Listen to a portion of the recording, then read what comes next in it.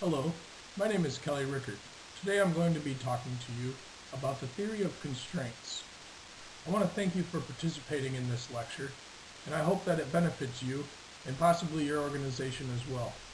Please take a minute to ensure that you have paper, a pencil, and/or pen, as you're going to want to take some notes and possibly work through some of your own examples as we go through the theory of constraints. So let's get started with section 1. First, I would like to cover the learning objectives for this section, just so we're clear. We're going to talk about who created the theory of constraints, and I'll tell you a little story about where it all got started. Then we'll continue on discussing some other related material that is from the same author, in case you want to study further on your own after this lecture. Next, we'll have a short discussion on understanding the concept of flow with a really nice video, and then also system efficiencies, and we're talking of the most basic efficiency of a system. Next, we're going to talk about briefly the benefits that can be achieved through theory of constraints implementation, and we'll talk about some of the risks that are associated both with implementing and of not implementing the theory of constraints. So where does the theory of constraints come from? Well, its founder is Eliyahu Goldratt, Eli for short. He was an Israeli physicist who has made forever-lasting impacts on the business management world. In his early career, he worked for a software company that developed production capacity scheduling programs for computers. This opened his eyes to many manufacturing problems that he devoted his life's work to. Most notable of his work is the theory of constraints. So as you can imagine, the theory of constraints wasn't something that just became popularized overnight. In 1984, Goldratt published his first book, The Goal, A Process of Ongoing Improvements. This book was actually a fiction novel, if you can believe it, which told the story of a relatable plant manager who moves back to his hometown and he has to save the manufacturing facility and become the local hero. He takes on this challenge and has a little help from a friend of his from back in college, a professor who happens to be a physicist. So Goldratt used this book, The Goal, to kind of use a nonfiction book as his means of conveying the theory of constraints and the idea behind this. The book did not become popular until the early 1990s, and it actually became popular through word of mouth. I personally received the book while doing an internship in my undergraduate studies at a manufacturing plant. The plant manager I was working with gave me a copy of the book. It was such an easy read. I actually finished the book in about 3 days, and I read it again a couple months later just to be sure. It opened my eyes to a world of things that I will forever be grateful for in that internship period. So as I mentioned, The Goal is a very easy read, and it's a fiction novel, so it keeps you hanging on every page. Eli Goldratt published a few other novels that include not only The Goal, but It's Not Luck, Critical Chain, Necessary but Not Sufficient, Late Night Discussions on the Theory of Constraints, Isn't It Obvious, and as well as his nonfiction work, which include The Race, Essays on the Theory of Constraints, What is this thing called the Theory of Constraints and how should it be implemented, The Haystack Syndrome, Production, the Theory of Constraints Way, and The Choice. I personally have read The Goal, The Critical Chain, and The Race, and these books have opened my eyes to so much that I'm very appreciative of. You'll probably enjoy them as well, and I strongly urge you to check them out. So what exactly is the theory of constraints? To understand it, we must think first in terms of flow. I'm going to use an example of water flowing through a section of pipe. Here's our section of pipe. And we can understand easily that the amount of water that's allowed to flow through this pipe is determined by its diameter. Now, the theory of constraints thinks in terms as simple as this, and I'll show you how. I'm going to draw another pipe this time only it's going to have varying diameter.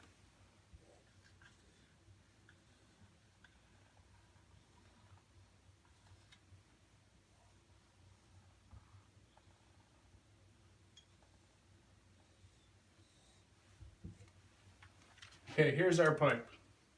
Now let's imagine the amount of water that we can flow through this first part. Obviously, we can fit a lot more in this first section than we can in the next section. So we can see that when we move into this next section, the amount of water allowed to pass through is going to be reduced. And the same for this next section and for this next section. Now, our next section, if you notice, is larger. Previously, we were stepping down further and further. Now we're expanding again. How much water do you think we'll go through? Well, I can tell you, it's only going to be this much. You're probably thinking that anyway. Now we have this open capacity in our pipe. Moving to the next section, we're only going to be letting this much through. Looking at the system in a whole, we can see that we're going to have a lot of water flowing through, being constrained as it gets closer to this section. As it comes out of this section, there's a little bit of extra capacity. Pressure will not be so much. Flowing onto this section, we can say that's approximately the same size, maybe a little less. So either it's going to be the same or it could be pressurized a little bit. Although we have this extra capacity, there's plenty of room for it to back up. This is what the theory of constraints thinks in terms of a manufacturing setting. We can think of each one of these sections of pipe as being a different portion in our manufacturing process. The side where the water is flowing in is our inputs to our manufacturing facility. Where the water over here is flowing out, these are the outputs of our factory. So, in theory of constraints, we want to determine what is our constraint in our system. We can see here, this section of pipe is the constraint in this pipe system. Or possibly this one. We don't know because they seem to be the same size. Now, you might be wondering, if we can only fit this much water through the pipe, why should we fill up these portions? Exactly. This is what theory of constraints is concerned with. Now that we've talked about flow, and our minds are thinking in terms of water flowing through a pipe, the next thing we want to discuss is efficiency. More specifically, how efficient that water is flowing through the pipe. Now, we said before that our pipe system was going to represent our business. I'm going to draw a box here to represent our system or our business. If you recall, we had water flowing in, we said was our inputs. We had the water flowing out, we said these were the outputs.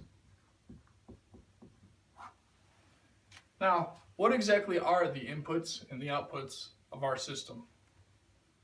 Well, if any one of you has ever stepped foot inside of any sort of a factory or business for that matter, you know that inputs come in the form, let me change colors here, of materials. We have equipment. We have machines, labor. We could have computers, maybe that goes under equipment. All of these things, though, are some form of a cash investment. We're putting money into the business. What's coming out of the business? Well, that's our product, that's our service. We'll say it's the product. Now you might say associated with the product, there's things such as scrap and other kinds of waste. Those are the inefficiencies of our system. So, in essence, we're putting a cash investment into the system. And out is coming the product. But, as you know, we must have customers to sell our product to. So in essence, our system is serving two different parties. I'm going to redraw over here. Only this time I'm going to split our system in half. We're still going to have our inputs, and we're going to have our outputs.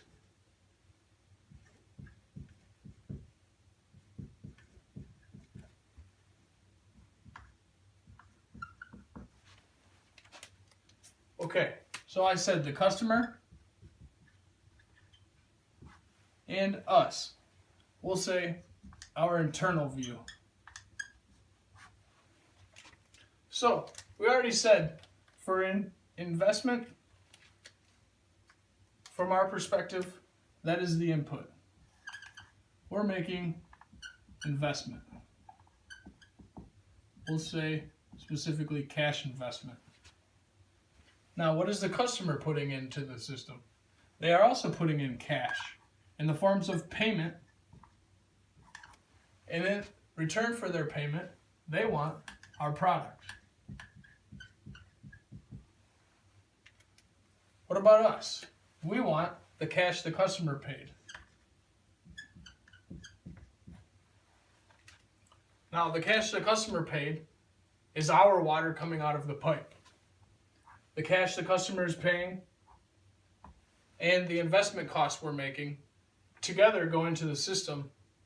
And as efficiently as we can make the system is going to define how much of this cash is flowing out of here. Now, you recall we had the constraint discussion slightly when we were talking about flow in the pipe. What the theory of constraints is concerned with is that flow, as I mentioned. In this case, it's cash.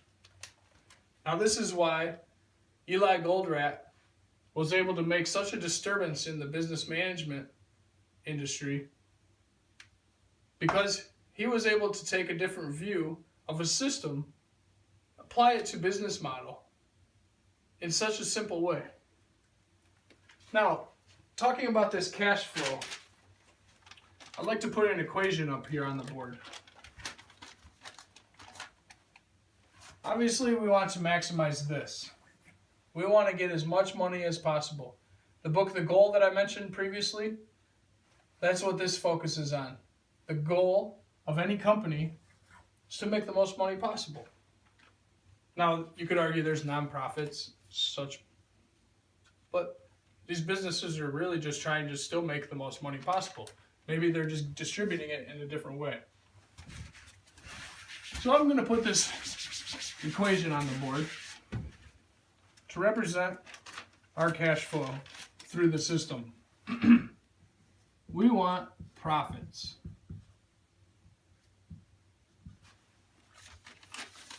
Specifically, we want profits to go up. Now, what are profits made of? Well, we have our sales. We're selling the product. We also have our investment costs.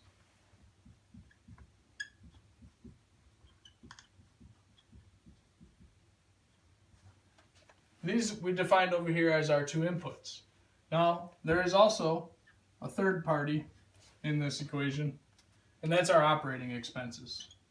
The amount of money it costs us to continue to operate our business. So that's keeping the lights on, keeping the machines running, paying the labor. So we said we wanted our profits to go up. In order for our profits to go up, we need to always have our sales going up. True. However, at the same time, we also want these investment costs to be driving down, and we want our operating expenses to be driving down. So in order for us to maximize the profits, we need to do things within our system to make it more efficient to increase sales, while also decreasing investment costs and decreasing operating expenses. Adding these three things together is going to give us our profits.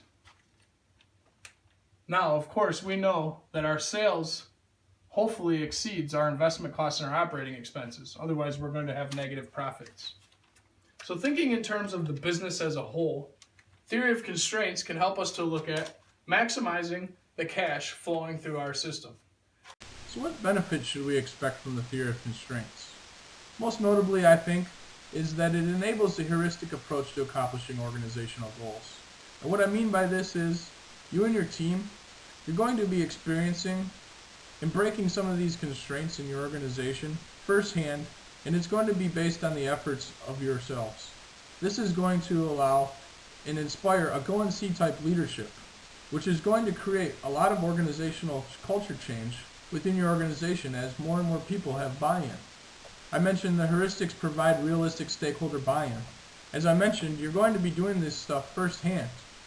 The more and more people you get helping you, your team is getting larger, and everyone is getting excited about what they are finding and how they are able to improve the work that they are doing. This drives further improvement-seeking efforts, and your team realizes the benefits that can be had from implementing a continuous cycle of ongoing process improvements. You're going to see increased system efficiency throughout your manufacturing system. Optimal local efficiencies are going to help generate that system efficiency. You're going to see increased throughput, and of course, our goal, increased revenues. We are wanting to make more and more money. Of course, we want to get closer to the goal. As with anything in life, there are risks associated with implementing the theory of constraints. However, I have also identified a few risks if you do not implement the theory of constraints and continue with your historical ways. In trying to implement the theory of constraints, you may be exposed to some inertia to change. Of course, this is common human nature. You might have trouble with stakeholder buy-in, and remember, the theory of constraints needs to be driven from the top down within the organization. If you cannot get stakeholder buy-in from the top management in your organization, then your efforts are surely to fail. A lack of willingness to accept the changes in theory of constraint may be one of the problems you could run into, as well as a lack of understanding. Now, with anything, of course, there is a learning curve. And with the theory of the constraints, we must be able to experience this understanding firsthand ourselves in order for us to buy in to the change. Now, if you continue doing the things you're doing in your factory, I'm sure you're going to notice a few of these things I mentioned have already started within your company. You'll see building inventories. You'll see slow lead times, inefficient systems, especially your company as a whole. There will be increased waste within your system. And of course, the worst thing that could happen to our organization is the inevitable dissolution of the company. And we don't want to have that happen. In section 2, we will talk about the 5 steps in the theory of constraints. First, let us visit the learning objectives for this section. And upon completing this section, you should be able to list the 5 steps in the theory of constraints. You will be able to understand what each step in the theory of constraints means. You should be able to understand how to find constraints within your own organization. You should understand how to break those constraints within your own organization by determining what to manage in the constraint. Furthermore, you will learn the importance of the continuous improvement process cycle. Now let us begin. The 5 steps in the theory of constraints are: 1. Identify the constraint in the system. Step 2. Exploit the constraint. Step 3. Subordinate all other things to the exploited constraint. Step 4. Evaluate the system for change. And step 5. If the constraint has changed upon evaluation, begin the process from step 1. Step 1 in the theory of constraints tells us to identify the constraint in our system. If you recall our water pipe example, we had varying diameters in our pipe. We said that the amount of water that was allowed to flow through the pipe would be defined by the smallest section within the pipe. Now, thinking in terms of our manufacturing process, we can say each of these diameters is a different step in our factory. We'll call this station 1, 2, 3, 4, and 5. Obviously, our flow is in this direction. So at station 1, we're going to say this can produce 25 pieces per hour. At station 2, we can produce 15 pieces per hour. Station 3, we can produce 5 pieces per hour. At station 4, we're going to say 12 pieces per hour. And at station 5, we will say 5 pieces What else do we use? Let's use 10 pieces per hour. Now, identify the constraint.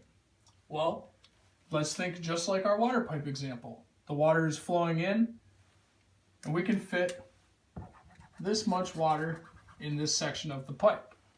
So we can fit materials and other inputs into this part of the process at this rate, 25 pieces per hour. So in 1 hour, we're passing through 25 pieces.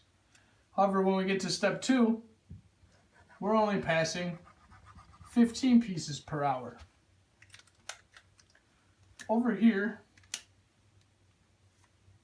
in 1, we now have a buildup rate of 10 pieces per hour. Every hour, we're accumulating 10 pieces of inventory at station 1 that cannot pass on to station 2. Now, moving from station 2, we said 15 pieces per hour. Going to station 3, we are passing 5 pieces per hour. I'm going to change this to red.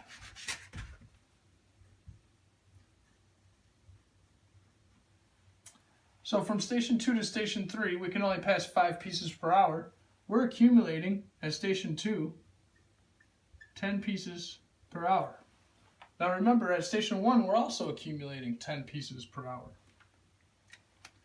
Now from station 3 to station 4, we're passing 5 pieces per hour, because that's all we can continue to build at station 3.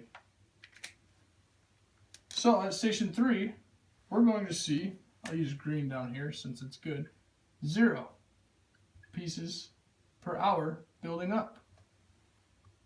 So we're not accumulating any inventory. Station 3 looks pretty good.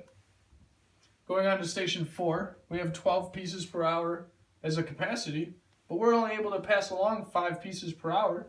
So station 4, they kind of look like they're standing around not doing much very often. They're used to being able to produce 12 per hour, but they can only produce 5 because that's what's coming from station 3. So from station 4 to station 5, again, we're passing that same 5 pieces per hour along, because that's all that can fit through this portion of the pipe. That's all that'll make it to this section of the pipe, and therefore that's all that makes it to this section of the pipe. So here, we're not accumulating, we have extra capacity. How many? Well, we can fit 12. We're only taking 5 per hour. We have 7 pieces per hour of excess capacity. At station 5, we're passing 5 through again. However, we can fit 10. So right here, we're at -5 pieces per hour. As you can see, station 3, 4, and 5, they look like they're pretty efficient. Station 3 is running at 100% efficiency. Station 4 and Station 5 are getting everything Station 3 can do finished and completed and out the door. However, at Station 1 and Station 2, we always have this excess inventory, and they're always continuing to produce as fast as they can. However, the faster they produce, we still have the same amount coming out of the door at the other end of the factory.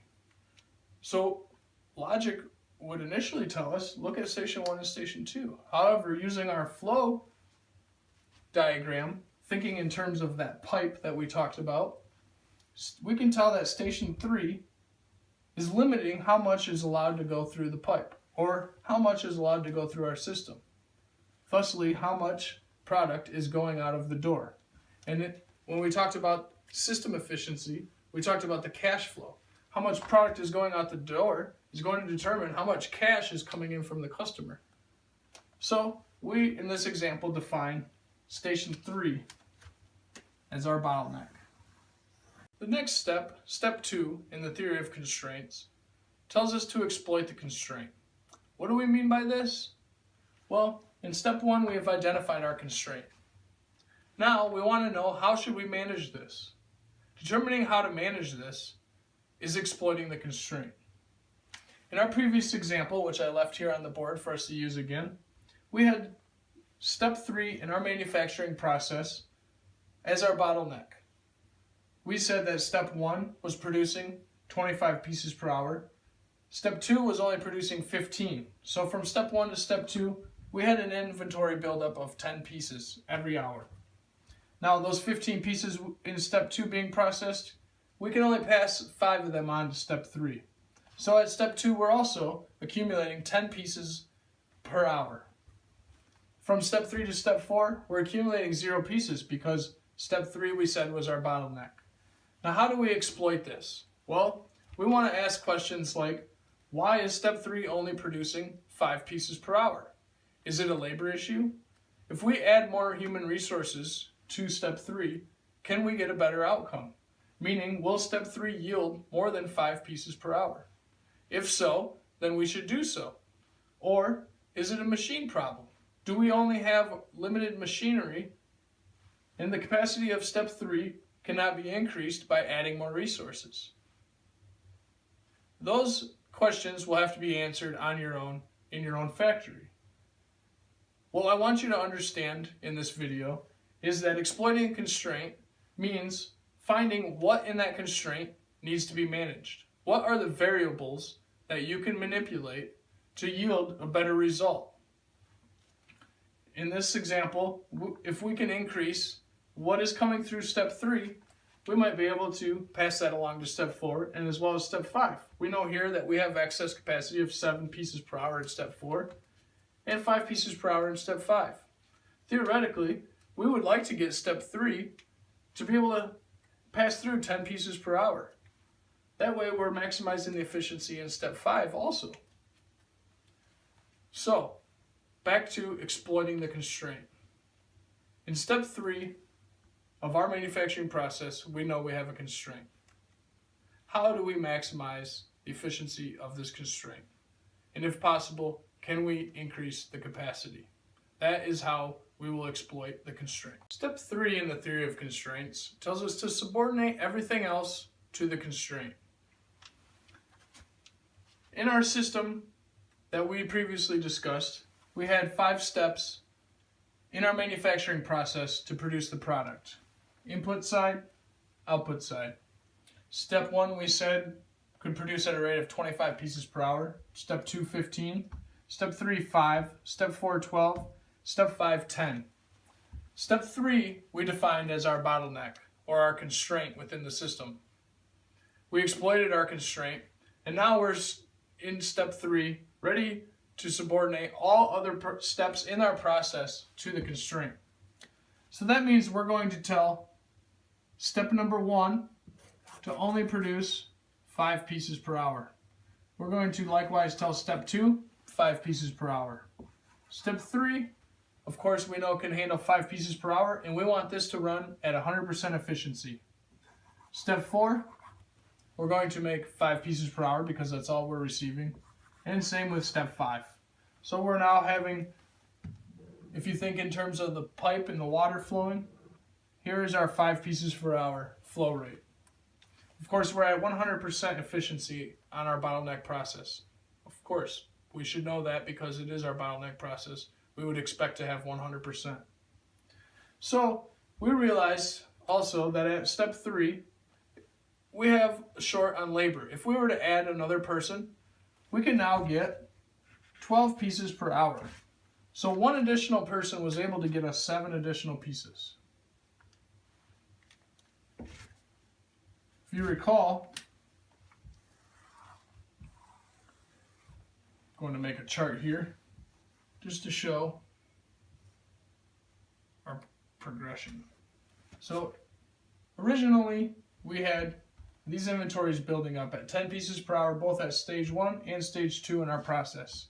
Over here we had extra capacity thanks to the bottleneck process.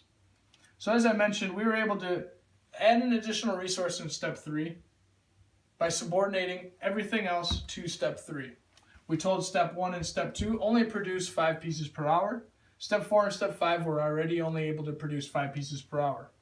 Maybe we use one of the resources that's left over in one of these other steps to assign to step 3. Now we're making 12 pieces per hour. Let's call this scenario 2. Now let us see what happens after adding this additional resource. We're now producing 12 per hour. Well, originally we told them to produce 5. We told step 2 to produce 5. So if we can now produce 12, we better tell them to produce 12.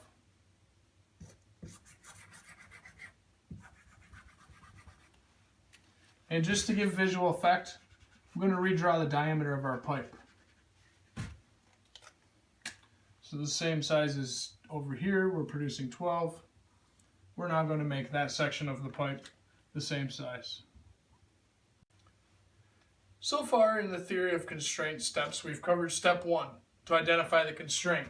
If you remember, we identified step 3 in our manufacturing process as the constraint. The next step, step 2, was for us to exploit that constraint. We had to determine what needed to be managed in that constraint and what was limiting its capacity.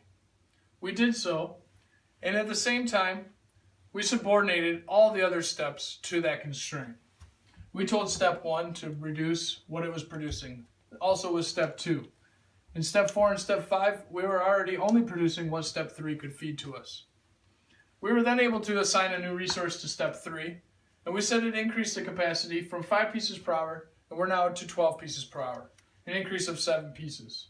So, step 4 in theory of constraints tells us now we must evaluate the system. We should look for change. So let us begin from where we started in looking at our capacity. If you recall, I widened the pipe just for the visual effect to show the capacity. So in step 1, we're still able to produce 25 pieces per hour. Step 2 is still only able to produce 15. So, as I drew down here in our second scenario, step 1 is still accumulating 10 pieces per hour. In step 2, we're producing 15, and we're now able to pass on 12 to step 3. But we still have an inventory buildup occurring at a rate of 3 pieces per hour. I'm going to get a new marker.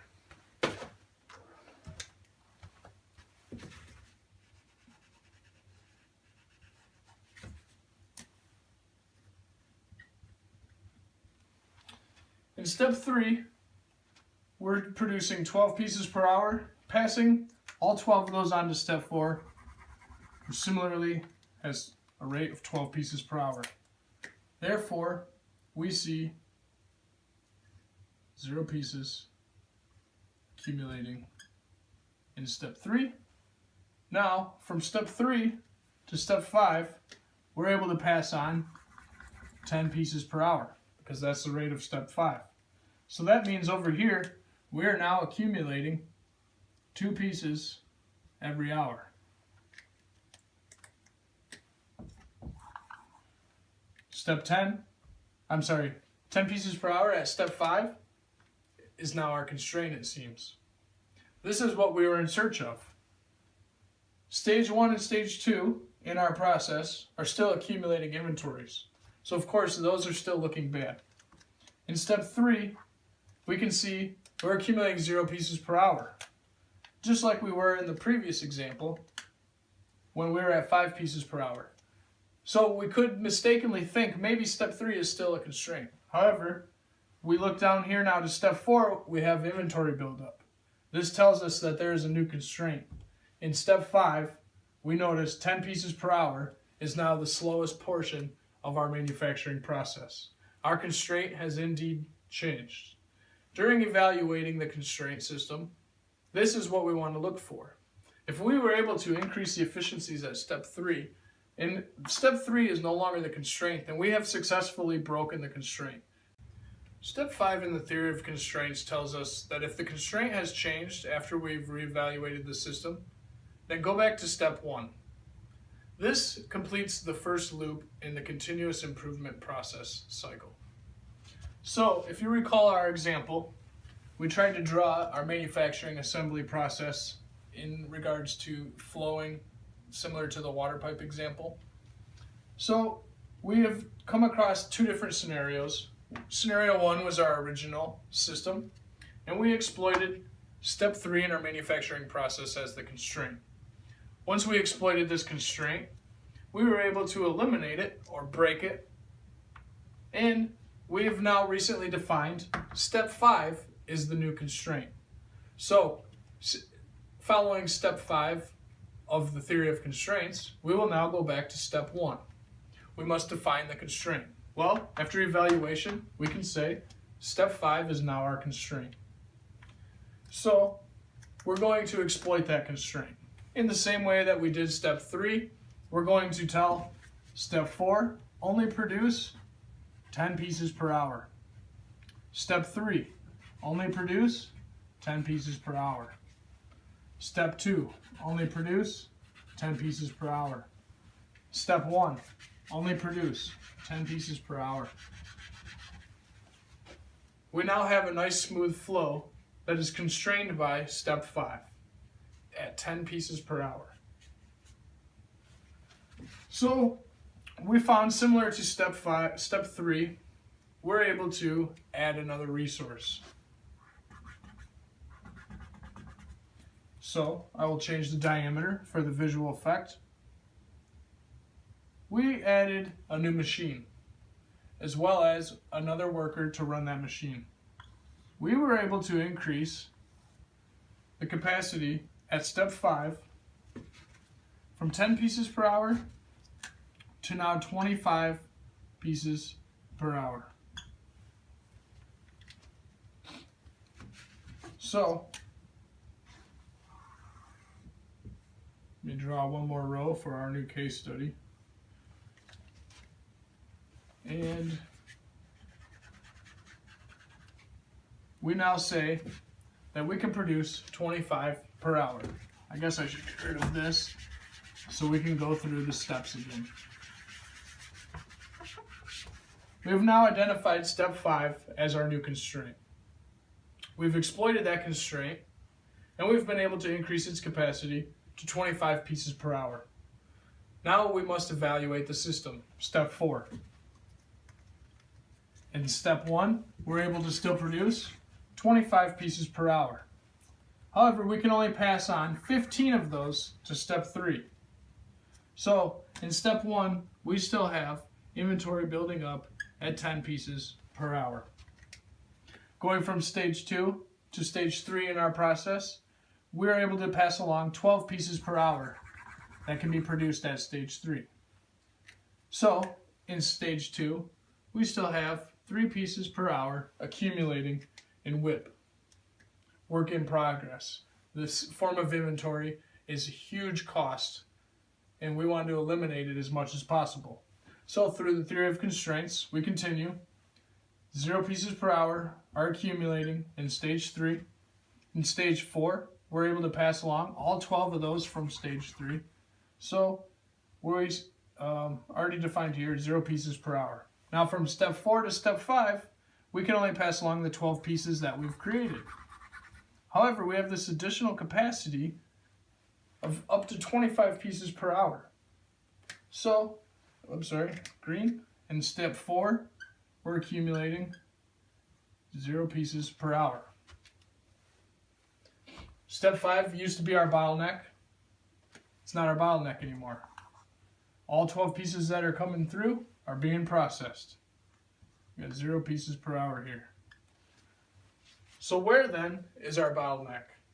Well, we know that we're accumulating 10 pieces per hour at step 1. However, we're also accumulating at step 2. We need to start in here and work our way out. So what should we do next?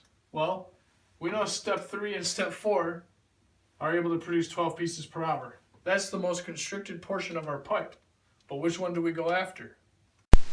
Now that we've covered the 5 steps in the theory of constraints, I want to go over a few more topics before we finish this lecture. The first is how to create and inspire change within your organization. The next will be taking the first step in the theory of constraints. And finally, we will wrap up with what it is to be succeeding in the theory of constraints. We want to implement the theory of constraints, but how can we create and inspire such a change in our organization? Here are a few key steps that are important to doing this. First, we want to find a catalyst. Our catalyst could be something like the CEO of the organization buying in and making it the organization's focus to implement the theory of constraints. Next, we want leadership by example. Those that are leading the implementation of the theory of constraints need to lead by example in order for stakeholder buy-in to be accurate and continuous. Next, we want to understand the continuous loop for ongoing process improvements. Just because we're able to successfully make round one of our constraint and break it doesn't mean we should stop there. We should be continuously looking for more constraints and always trying to break them and look for the next constraint. It is important that this is a continuous loop and not just something looking to achieve an end goal result. Understanding the evaporating clouds method is very important. This is a good way to get stakeholder buy-in and get others in the organization excited about the theory of constraints. Patience during the acceptance of the change is very important. Just because you are very excited about implementing the theory of constraints doesn't mean others are there yet, but give it some time. They surely will catch on. Next, we need to have integrity to keep focus on the change. You may be exposed to some inertia to change, as we previously discussed in our risks. You want to keep the integrity and keep the focus of implementing this change, and others will catch on with time. So what are the first steps we need to take during implementation of theory of constraints? Well, as mentioned previously, the most important is total organizational buy-in. One person or one department in an organization cannot lead this change. We need the entire organization on board for the theory of constraints to be successful. Next, we need to know what to change. Just because we're able to identify a constraint in our system doesn't mean we know how to break that constraint. Knowing what to change is a vital step in implementing the theory of constraints. We need to avoid adding constraint to our system. We don't want to make this some fad in our organization that will surely disappear in the near future. We need to avoid adding constraint to our system in our organization during the implementation of theory of constraints. Furthermore, we need open lines of communication within the organization. Interdepartmental communication is very important because one thing that manufacturing might change during breaking a constraint could affect accounting or marketing or some other portion of our organization. For this reason, we need open lines of communication. Also, as always important, is employee autonomy. Our employees need to know that they are allowed to be autonomous in the theory of constraints. They need to be able to go out and find constraints and determine ways to manage and break those constraints. And they need to do so with their own experiences. One person cannot be dictating what needs to be done during the theory of constraints application. Alas, we have implemented the theory of constraints. How do we know if it is succeeding or not? Well, the first thing you should know is that it is being driven by the top of the organization down. If you have complete total stakeholder buy-in, then surely the theory of constraints will be able to succeed, if not yet, eventually. We need to have a clear and well-established understanding of the goal of our organization. As Eli Goldratt tells us in his book, The Goal, we want to maximize the amount of money we're making. But in order to do so, we must find our constraints within our system, break those constraints, and continue to improve on a continuous cycle basis. We'll also know we are succeeding with the theory of constraints when we see a noticeable increase in our system efficiency. We're going to see more product going out of the door, more cash coming into our pockets, and better overall morale boosted in the organization. I wish you the best of luck with your further study of the theory of constraints, and I hope that it helps you once implemented in your organization. Thank you for attending this video lecture, and good luck.